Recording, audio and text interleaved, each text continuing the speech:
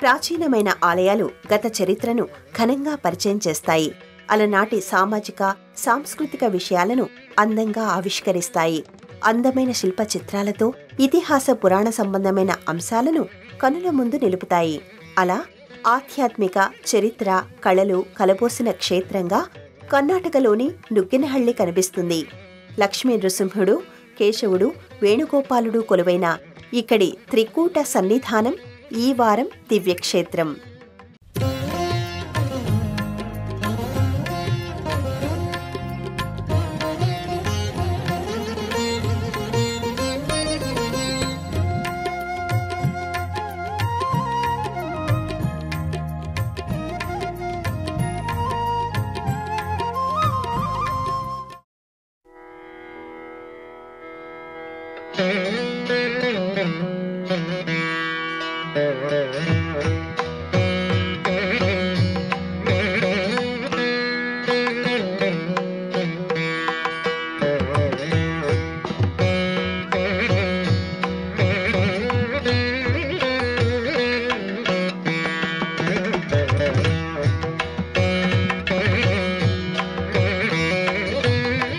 ప్రాచీన నాగరికత ప్రవహించిన చోటు కర్ణాటక. కళలన్నీ కలిసికట్టుగా నడిచిన నేల ఇది. పుణ్యక్షేత్రాలను స్పర్శిస్తూ ఇక్కడి నదులు మహర్షుల తపోభూమిగా మారిపోయి ఇక్కడ వనాలు, ఆలయాలను తమ శిరస్సున దాల్చిన కొండలు, చారిత్రక అంశాలను తమలో నిక్షిప్తం చేసుకున్న శిలలు ఇక్కడ కనిపిస్తూ ఉంటాయి. అలనాటి రాజుల అంకిత భావానికి అద్దం పడుతుంటాయి.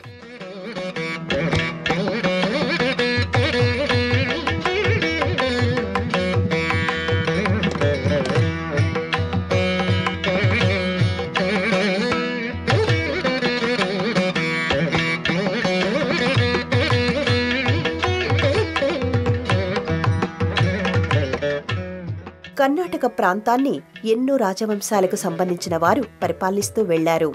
శాతవాహనులు, కదంబులు, గాంగులు, బాదామి చాళుక్యులు, కళ్యాణి చాళుక్యులు, హొయసల రాజులు, విజయనగర రాజులు కర్ణాటక నేలను ఆధ్యాత్మిక పరంగా అనేక కళల పరంగా సారవంతం చేశారు. ముఖ్యంగా హొయసల రాజులు మరింత ప్రభావితం చేశారు. అందుకు నిదర్శనంగా మనకి కనిపించేదే నుగ్గెనహళ్లి.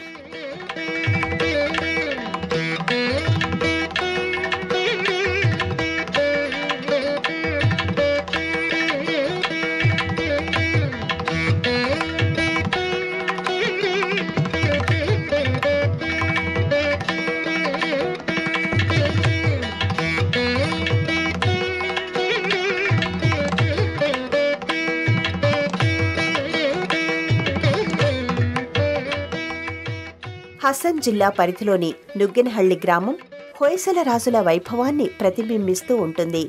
వారి కాలంలోని శిల్పకళా నైపుణ్యాన్ని కళ్లకు కడుతుంది. ఏకకూట ఆలయంగా సదాశివ ఆలయం, త్రికూట ఆలయమైన లక్ష్మీ నరసింహస్వామి ఆలయం ఈ గ్రామానికి రెండు కళ్లుగా చెప్పుకోవచ్చు. ఒకే కాలంలో నిర్మితమైన ఈ ఆలయంలో ప్రతి అడుగులోనూ ప్రత్యేకతలు కనిపిస్తాయి, విశేషాలు వినిపిస్తాయి.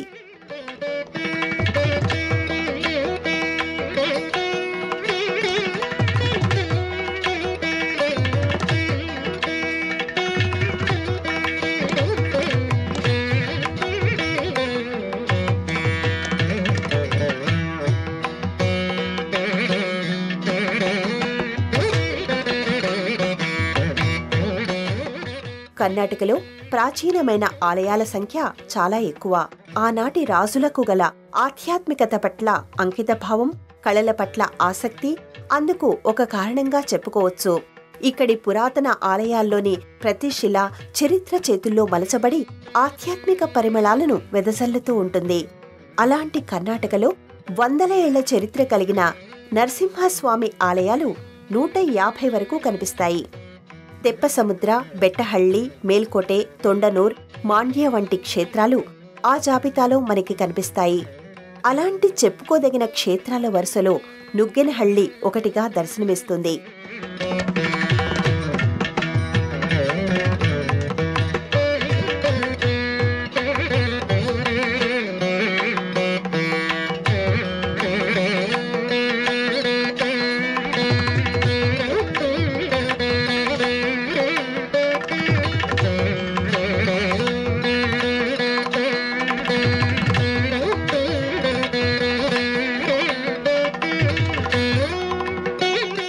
లక్ష్మీ నరసింహస్వామితో పాటు కేశవస్వామి, వేణుగోపాలస్వామి కొలువైన త్రికూట ఆలయం ఇది.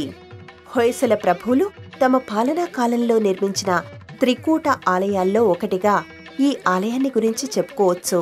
ఈ ఆలయ ప్రవేశద్వారం, పొడవైన ప్రాకారాలు చూడగానే ఇది ఎంతటి ప్రాచీనమైనదనేది వెంటనే అర్థమైపోతుంది. శిథిలావస్థలో ఉన్న ప్రాకారాన్ని దాటుకుని లోపలికి అడుగుపెట్టినవారు ఔరా అనుకోకుండా ఉండలేరు. అమాంతంగా ఒక అద్భుతం కళ్ల ముందు నిలిచినట్టుగా అనిపిస్తుంది. అద్భుతమైన నక్షీలతో కూడిన ఒక రాతి కిరీటాన్ని ప్రదర్శనకు ఉంచిన భావన కలుగుతుంది. విశాలమైన రాతి వేదికపై పొడవైన స్తంభాలను ఉపయోగిస్తూ చేసిన నిర్మాణం ఆనాటి పనితీరుకు సాక్ష్యంగా నిలుస్తుంది. ప్రాకారాలలోనూ వాకిట్లోనూ పొడవైన బండరాళ్లను ఉపయోగించారు. ప్రధానమైన ద్వారానికి ఇరువైపులా రాతి ఏనుగులను ఏర్పాటు చేశారు. రాతి ద్వారాలు, రాతి కిటికీలు ఒకదాని తరువాత ఒకటిగా విస్మయానికి గురిచేస్తూ ఉంటాయి.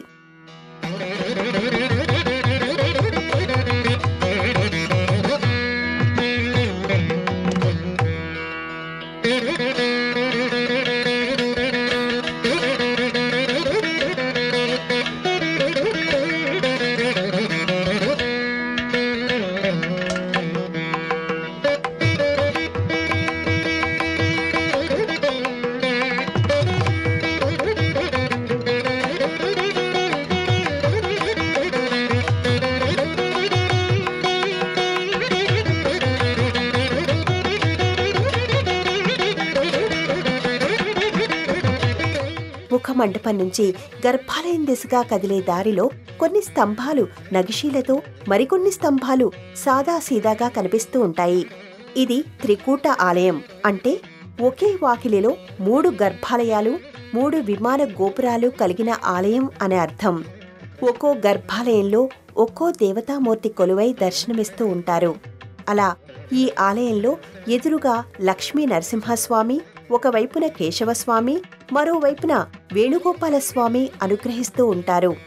ఈ 3 మూర్తుల సౌందర్యం సమ్మోహనాన్ని కలిగిస్తూ ఉంటుంది. శంకు చక్ర గదా పద్మాలతో కేశవస్వామి పూజాభిషేకాలు అందుకుంటూ ఉంటాడు. స్థానిక భంగిమలో స్వామివారి దివ్యమంగళమూర్తి నయన మనోహరంగా దర్శనమిస్తూ ఉంటుంది.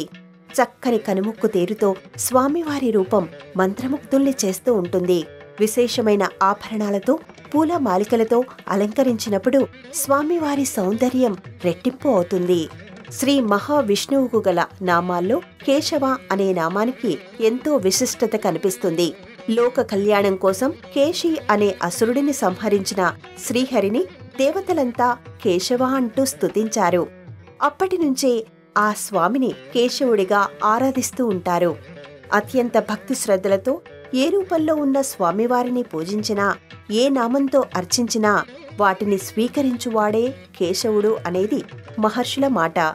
కేశవ అనే నామాన్ని స్మరించడం వల్ల, ఆ రూపాన్ని దర్శించటం వల్ల విజయాలు చేకూరతాయని అంటారు. అలాంటి కేశవస్వామికి ఎదురుగా మరో గర్భాలయంలో వేణుగోపాలుడు కొలువై ఉంటాడు. సాధారణంగా అందర్నీ కూడా ప్రకృతి పరవశింపచేస్తూ ఉంటుంది. అలాంటి ప్రకృతిని తన వేణుగానంతో పులకరింపచేసినవాడు కృష్ణుడు. గోవులను, గోపాలకులను, గోపికలను మంత్రముగ్ధుల్ని చేసినవాడు ఆ మాధవుడు. ప్రకృతిని, పరమాత్ముడైన కృష్ణుడిని విడదీసి చూడలేము. ప్రకృతిని అనుభవిస్తూ ఆస్వాదించడంలోనే అసలైన ఆనందం ఉందని చాటుతూనే ధర్మ సంస్థాపన చేసిన పురుషోత్తముడు శ్రీకృష్ణుడు. అలాంటి ఆ లీలామాధవుడు ఆకర్షణీయమైన ప్రభావళి మధ్యలో తన కనుల నుంచే వెన్నెల కురిపిస్తున్నట్టుగా ఇక్కడ దర్శనమిస్తూ ఉంటాడు. అత్యంత సుందరంగా మలచిన వేణుగోపాలస్వామి మూర్తులలో ఇది ఒకటిగా చెప్పుకోవచ్చు. సౌందర్యానికి సరిహద్దుగా కనిపించే ఆ స్వామిమూర్తిని అలా చూస్తుండిపోవాలనిపిస్తుంది, ఇక్కడే ఉండిపోవాలనిపిస్తుంది. ఇక లక్ష్మీ నరసింహస్వామి మూర్తి కూడా చాలా కుదురుగా కనిపిస్తూ దివ్యమైన తేజస్సును వెదజల్లుతున్నట్టుగా కనిపిస్తుంది. స్వామివారి ఎడమ తొడపై లక్ష్మీదేవి ఆసీనురాలై ఉంటుంది. శ్రీమన్నారాయణుడు ధరించిన అవతారాలలో నృసింహ అవతారానికి ఒక ప్రత్యేకత ఉంది. సంకల్ప మాత్రం చేతనే ఆయన నృసింహుడిగా అవతరించాడు. భగవంతుడు ఉన్నాడని ఈ లోకం విశ్వసించడానికి కారణమైన సంఘటన అది. ఉగ్రమూర్తిగా అవతరించిన స్వామిని ఆ తర్వాత శాంతింపచేయడానికి ఇంద్రాది దేవతలు, మహర్షులతో పాటు లక్ష్మీదేవి కూడా ఎంతగానో ప్రయత్నిస్తుంది. అందువల్లనే లక్ష్మీ సమేతుడైన నరసింహస్వామిని ఎక్కువగా పూజిస్తూ ఉంటారు. ఎంతోమంది మహారాజులు, మహాభక్తులు దర్శించిన స్వామివారి సన్నిధిలో మనం ఉన్నామనే ఒక ఆలోచన అనిర్వచనీయమైన అనుభూతిని కలిగిస్తూ ఉంటుంది.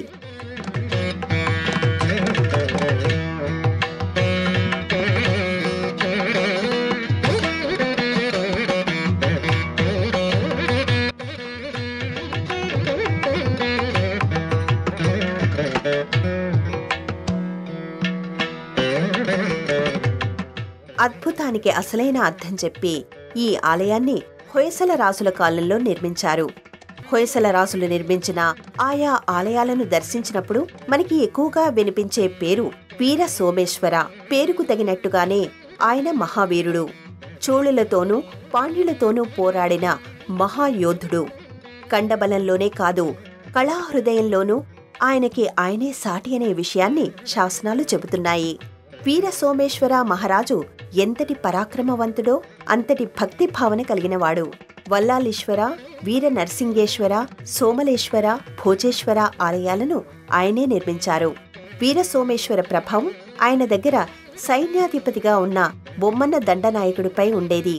దాంతో ఆయన కూడా అనేక ఆలయాలను నిర్మించాడు.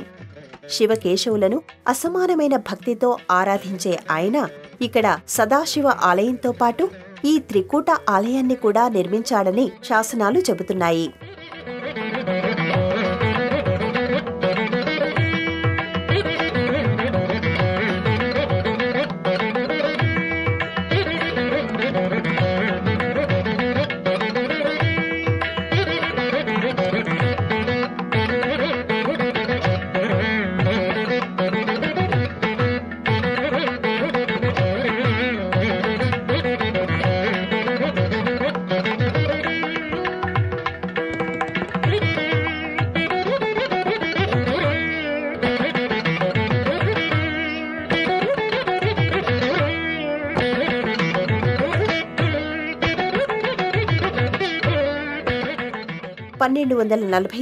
సంవత్సరంలో నిర్మితమైన ఈ ఆలయం అలనాటి చారిత్రక, ఆధ్యాత్మిక విశేషాలతో పాటు అద్భుతమైన శిల్పకళా నైపుణ్యాన్ని ఆవిష్కరిస్తుంది. హొయసల రాజులు తమ పాలనా కాలంలో అనేక ఆలయాలను నిర్మించారు. వైశాల్యం, నిర్మాణం, శిల్పకళాపరంగా అద్భుతాలు చేశారు. తాము నిర్మించిన ఈ ఆలయాన్ని భవిష్యత్ తరాల వారు దర్శించినా వారిని తమ పాలనా వైభవం, నిర్మాణ నైపుణ్యం, శిల్పకళా విన్యాసం ప్రభావితం చేసేలా జాగ్రత్తలు తీసుకున్నారనడానికి ఈ ఆలయం మరో నిదర్శనం.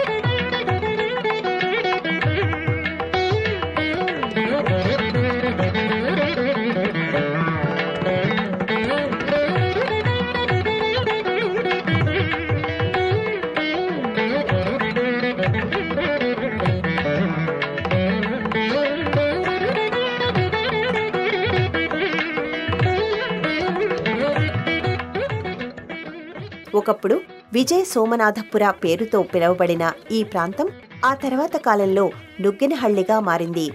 హసన్ జిల్లా కేంద్రానికి 50 కిలోమీటర్ల దూరంలో ఉన్న ఈ ఆలయాన్ని సప్పురాయితో నిర్మించారు. ఆలయం వెలుపలి గోడలను పరిశీలనగా చూస్తే శిల్పకళ పరంగా 4 భాగాలుగా విభజిస్తూ వెళ్లారనే విషయం అర్థమవుతుంది. ఆలయ పాదభాగమంతా 7 వరుసలతో కూడిన పట్టీలుగా కనిపిస్తాయి. ఈ పట్టీలపై ఒక్కో దానిపై ఒక్కో రకం సూక్ష్మ శిల్పాలను మలిచారు. ఈ పట్టీలపై ఏనుగులు, గుర్రాలు, ఒంటెలు, హంసలు, కాల్పనిక జీవులు, లతలు, యుద్ధ దృశ్యాలను ఆవిష్కరిస్తూ ఉంటారు. రామాయణ, భారత, భాగవత దృశ్యాలు కూడా మనకి ఇక్కడ కనిపిస్తూ ఉంటాయి. సూక్ష్మ శిల్పాల విషయంలోనూ భావ వ్యక్తీకరణ కనిపిస్తుంది. రంగులు అద్దినంత తేలికగా, అచ్చుపోసినంత సులభంగా ఈ శిల్పాలను ఆవిష్కరించిన విధానం మంత్రముగ్ధుల్ని చేస్తుంది.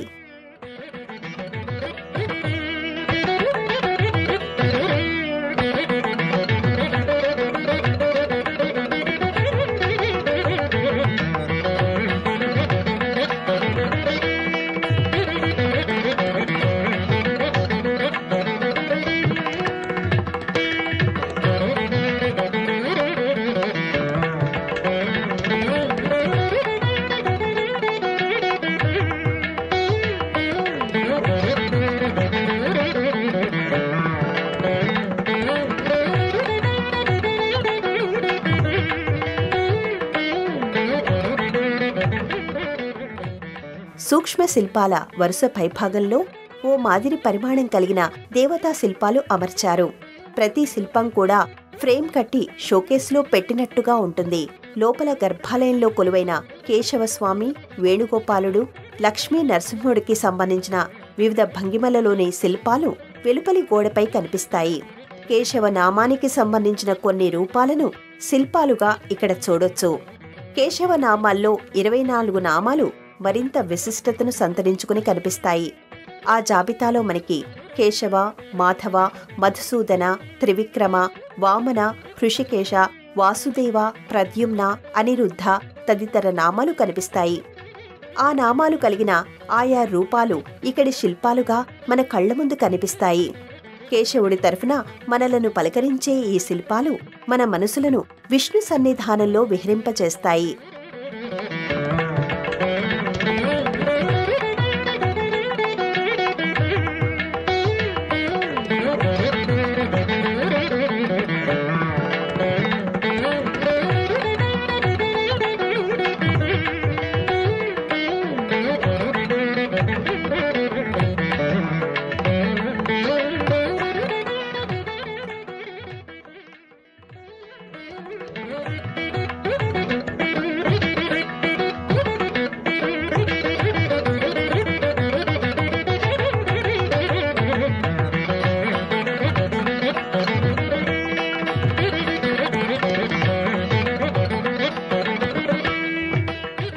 ప్రతి శిల్పంలోనూ జీవకళ ఉట్టిపడుతూ ఉంటుంది.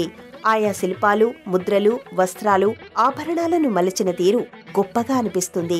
ప్రతి శిల్పాన్ని ఒక మందిరంలో ఏర్పాటు చేసుకోవచ్చు. ప్రతి శిల్పాన్ని ఒక ఆలయంలో ప్రతిష్ఠ చేసుకోవచ్చు అనుకునేంతగా వాటిని మలిచారు. ఇక లక్ష్మీదేవి, సరస్వతీదేవి, పార్వతీదేవి, దుర్గాదేవి, వారాహీదేవి శిల్పాలు కూడా దర్శనమిస్తాయి. శ్రీకృష్ణుడు, సత్యభామ, గరుత్మంతుడితో కూడిన పారిజాత అపహరణానికి సంబంధించిన శిల్పం, గోవులు, గోపాలకులతో కూడిన బృందావన కృష్ణుడు, హిరణ్యకశిపుడిని సంహరిస్తున్న నృసింహస్వామి శిల్పాలు మరింతగా మంత్రముగ్ధుల్ని చేస్తూ ఉంటాయి. ఏ శిల్పానికి ఆ శిల్పమే ప్రత్యేకం. ఏ శిల్పాన్ని దగ్గరగా పరిశీలించినా శిల్పశాస్త్రాన్ని అధ్యయనం చేస్తున్నట్టుగానే అనిపిస్తూ ఉంటుంది. ఆయా దేవతామూర్తుల శిల్పాలు, వారి పాదపీఠాలు, శిరోభాగంలోని పైకప్పులు, ఆభరణాలు, అల్లికలు ఇవన్నీ చూస్తుంటే బేలూరు, హళేబీడులోని శిల్పకళకు దగ్గరగా అనిపిస్తాయి. కొన్ని ముద్రలు, నగిషీలలోనూ చాలా దగ్గర పోలికలు కనిపిస్తాయి. అక్కడి శిల్పాలను అద్భుతంగా ఆవిష్కరించిన జక్కనాచార్యుడే ఈ ఆలయ నిర్మాణంలోనూ పనిచేశాడా అనే సందేహం కలగకుండా ఉండదు. హొయసల కాలంలోనే జక్కనాచార్యుడు శిల్పాచార్యుడిగా పనిచేశాడు. రాజులు వారి పాలనా కాలంలో నిర్మించిన ఆలయాల విషయంలో సందేహాలు కలగవచ్చునేమో కాని జక్కన చెక్కిన శిల్పాలను చాలా తేలికగా గుర్తించవచ్చని చెప్పొచ్చు. జక్కనాచార్యుడికి మాత్రమే సాధ్యమైనన్ని కొన్ని అల్లికలు ఈ విషయాన్ని మనకు చెబుతాయి. అలాంటి ఆధారాలను బట్టి చూసుకుంటే హొయసల రాజులు నిర్మించిన ఈ ఆలయ శిల్పకళపై జక్కనాచార్య ముద్ర కనిపిస్తూ ఉంటుంది.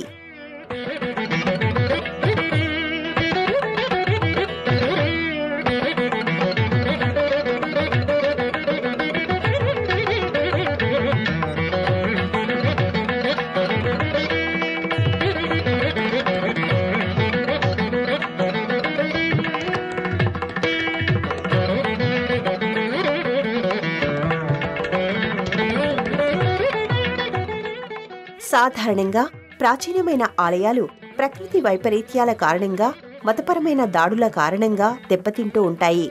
అందువల్ల చాలా ఆలయాలు పూజలకు దూరంగా కనిపిస్తూ ఉంటాయి. ఈ తరహా ఆలయాలు కేవలం పర్యాటక పరంగా మాత్రమే ఆకట్టుకుంటూ ఉంటాయి. కాని ఇక్కడి త్రికూట ఆలయంలో అనునిత్యం స్వామివార్లకు నిత్య పూజలు నిర్వహిస్తూ ఉంటారు. వైష్ణవ సంబంధమైన అన్ని పర్వదినాల్లో ప్రత్యేక పూజలు జరుపుకుంటూ ఉంటారు.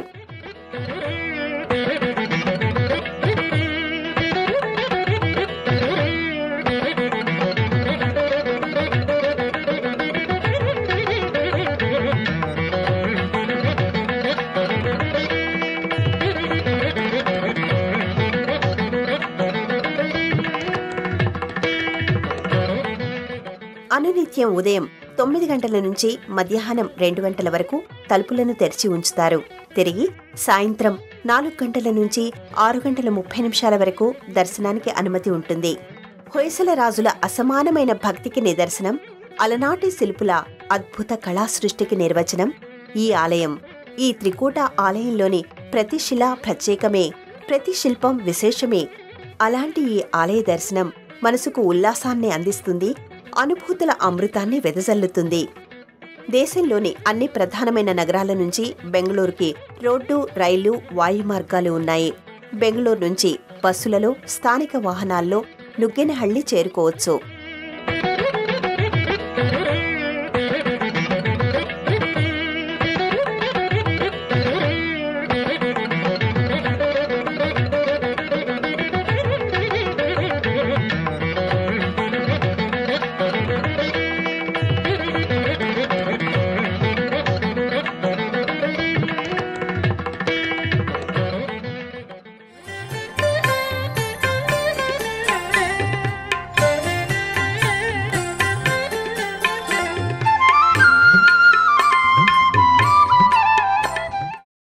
ఈ కార్యక్రమాన్ని తిరిగి చూడాలనుకుంటే www.youtube.com/@ETV Life Spiritual లో చూడవచ్చు.